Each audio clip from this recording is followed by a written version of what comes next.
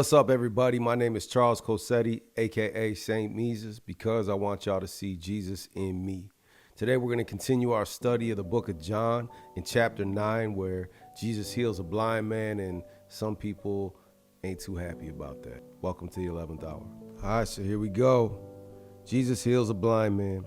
As he went along, he saw a man blind from birth. His disciples asked him, "Rabbi, who sinned, this man or his parents, that he was born blind?" "Neither this man nor his parents sinned," Jesus said, "but this happened so that the work of God might be displayed in this man's life.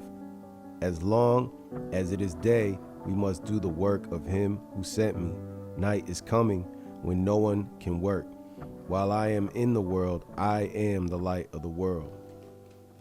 Again, another I am statement from Jesus.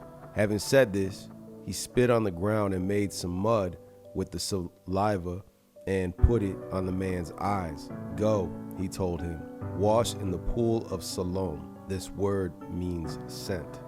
So the man went and washed and came home seeing.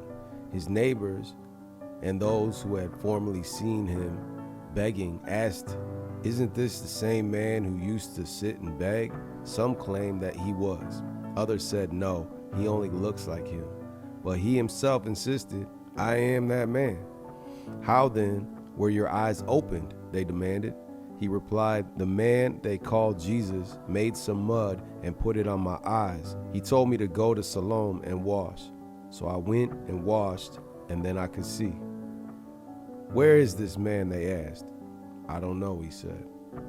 The Pharisees investigate the healing. They brought to the Pharisees the man who had been blind. Now, the day on which Jesus had made the mud and opened the man's eyes was a Sabbath. Therefore, the Pharisees also asked him, how had he received his sight? "He put mud on my eyes," the man replied, and I washed, and now I see." Some of the Pharisees said, "This man is not from God, for he does not keep the Sabbath."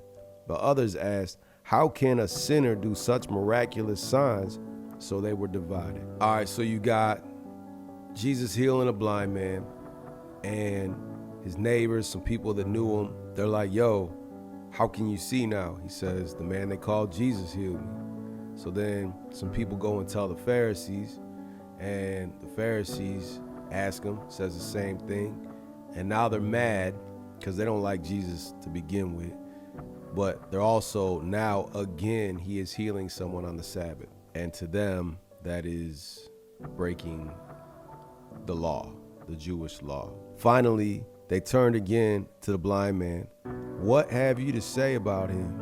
It was your eyes he opened." The man replied, "He is a prophet." The Jews still did not believe that he had been blind and had received his sight until they sent for the man's parents. "Is this your son?" they asked. "Is this the one you say was born blind? How is it that he can now see?" "We know he is our son," the parents answered, "and we know he was born blind. But how he can see now, or who opened his eyes, we don't know. Ask him. He is of age. He will speak for himself." His parents said this because they were afraid of the Jews, for already the Jews had decided that anyone who acknowledged that Jesus was the Christ would be put out of the synagogue. That is why his parents said, "He is of age, ask him." So they still don't believe that the miracle happened. They have the parents of this young man come in. They're like, "Yeah, that's our son, and yes, he was born blind, but we don't know." They're afraid that if they speak up, I don't know if they were actually witnesses of this actual miracle or not, but the point is, it says right here in the word that they were afraid if they spoke positively about Jesus, they were going to get put out of the synagogue. So they kind of throw their son under the bus a little bit. I mean, he is of age, I guess, technically, so he's a grown man, but it kind of felt like a little bit of a cop-out. A second time, they summoned the man who had been blind. "Give glory to God," they said. "We know this man is a sinner," speaking about Jesus. He replied, "Whether he is a sinner or not, I don't know. One thing I do know, I was blind, but now I see." And that's where the famous verse comes from. "I once was blind, but now I see." That would be John 9:25. 9:26, then they asked him, what did he do to you? How did he open your eyes? He answered, I have told you already, and you did not listen. Why do you want to hear it again? Do you want to become his disciples too? So now this dude is getting frustrated and can clearly tell that they just don't want to hear what he's telling them. So he kind of pushes back. It's obvious they don't want to be his disciples. They hate him. They tried to kill him or catch him and, falsely accuse him and all this stuff. I don't know how much this gentleman knows that or not, but he's definitely like over the conversation and is starting to get like abrasive back to them, I guess you would say. To which they hurled insults at him and said, you are this fellow's disciple, exclamation point. We are disciples of Moses. We know that God spoke to Moses, but as for this fellow, we don't even know where he comes from. Love this response. The man answered, now that is remarkable. You don't know where he comes from, yet he opened my eyes. We know that God does not listen to sinners. He listens to the godly man who does his will. Nobody has ever heard of opening the eyes of a man born blind.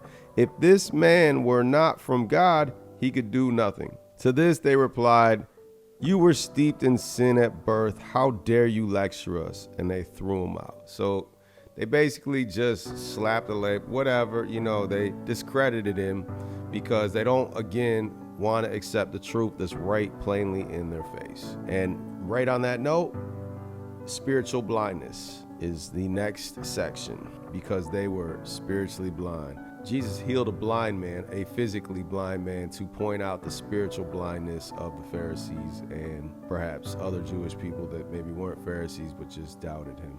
Jesus heard that they had thrown him out, and when he found him, he said, do you believe in the Son of Man? Who is he, sir? The man asked. Tell me, so that I may believe in him. I love that, just honesty and willingness. Jesus said, you have now seen him. In fact, he is the one speaking with you. Then the man said, Lord, I believe, and he worshiped him.